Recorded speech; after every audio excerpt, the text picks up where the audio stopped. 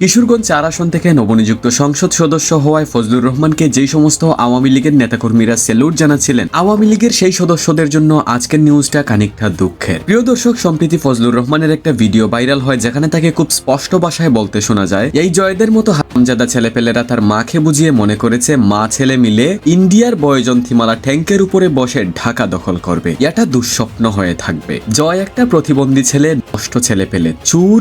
শেখ হাসিনা যদি মনে করেন তার ছেলে জয় একটা প্রতিবন্ধী ছেলে, আমার মনে হয় এইসব ছেলেপেলেরা কেন জন্মগ্রহণ করেছিল এই দুনিয়াতে? বাংলাদেশের নামে এইসব প্রতিবন্ধী ছেলে লুবি, নষ্ট, চোর, সারা দেশের সম্পদ লুট করে আমার বলতে খুব কষ্ট লাগছে। তারপরেও আমি বলছি, ইন্ডিয়ার বয়জন্তীমালা ট্যাঙ্কের উপরে বসে ঢাকা দখল করাটা একটা দুঃস্বপ্ন হয়ে থাকবে। তিনি বলেন ৫ লক্ষ মালদ্বীপ অধিবাসীর দাবির কাছে ইন্ডিয়ান সৈন্যদের চলে আসতে হয়েছিল, আমরা তো সংখ্যায় 18 কোটি। অর্থাৎ শেখ হাসিনা যদি ভারতের সহায়তায় বাংলাদেশে আসতে চান সেটা সম্ভব নয়। কেননা মাত্র ৫ লক্ষ মালদ্বীপ অধিবাসীর দাবির কাছে ইন্ডিয়ান সৈন্যরা পাত্তা পায়নি। তিনি বলেছেন আমরা তো সংখ্যায় 18 কোটি। সবশেষ তিনি বলেন বাংলা কোনোদিন দিল্লির পরাধীনতা মানে নাই। তো প্রিয় দর্শক, ফজলুর রহমানের কাছ থেকে শেখ হাসিনা পুত্র সজীব ওয়াজেদ জয় সম্পর্কে এমন স্টেটমেন্ট শুনে আপনার কি প্রতিক্রিয়া, আপনার মতামত অবশ্যই কমেন্টে জানাবেন।